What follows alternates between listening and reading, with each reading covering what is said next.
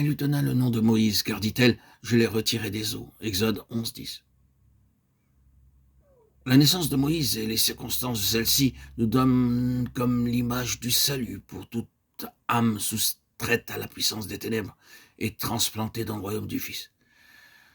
Avant qu'il soit né, la sentence de mort est déjà prononcée sur Moïse, Exode 1, 22. Mais par la foi, ses parents le cachent. Puis, la chose devenant impossible plus longtemps, la mère place le bébé sans défense dans un coffret de jonc qu'elle dépose sur la rive du fleuve. C'est là que la fille de Pharaon l'aperçoit. Elle l'adopte et l'élève comme un fils de roi. En lisant ce récit et les détails de l'action de Yocheved, nous ne pouvons nous empêcher de nous émerveiller sur la manière dont Dieu fait concourir toutes choses à l'accomplissement de ses desseins.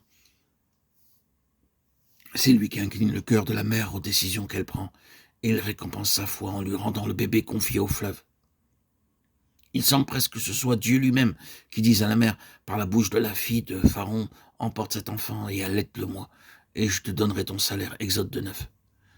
Ce fait nous rappelle l'action d'Abraham qui, de ses propres mains, étendit son enfant sur l'autel, dans l'assurance que Dieu pouvait le ressusciter des morts.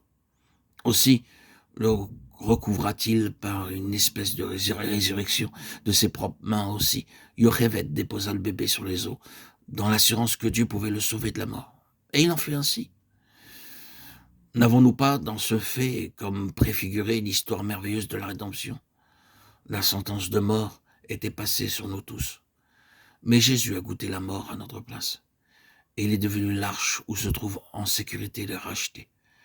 Nous sommes plantés en lui sur la croix, et en lui, comme Moïse, nous sommes sauvés des eaux, de la destruction, pour vivre d'une vie nouvelle, ayant reçu l'esprit d'adoption par lequel nous devenons fils et filles du Tout-Puissant. Lorsque, répondant à ses accusateurs, Étienne évoque devant eux la figure de Moïse, parmi plusieurs autres, il dit « Moïse était beau aux yeux de Dieu » Acte 7, 20.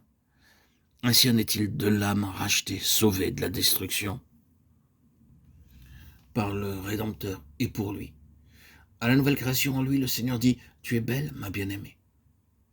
Des premières expériences faites dans cette vie nouvelle et de l'intelligence que nous en avons dépendent de l'intensité de notre recherche de Dieu, notre désir de cette communion face à face. Avons-nous vraiment compris les principes élémentaires du message de la croix? De même que Moïse, dans le berceau de jonc, fut placé sur le fleuve, de même, nous qui étions aussi des condamnés à mort, nous avons été plantés en Jésus au calvaire. Désormais, nous devons donc nous considérer sous l'angle où Dieu nous voit, c'est-à-dire comme plantés en Christ et crucifiés avec lui, rachetés de la destruction, transportés dans l'arche. Christ, nous sommes de nouvelles créatures et sommes appelés à marcher en nouveauté de vie.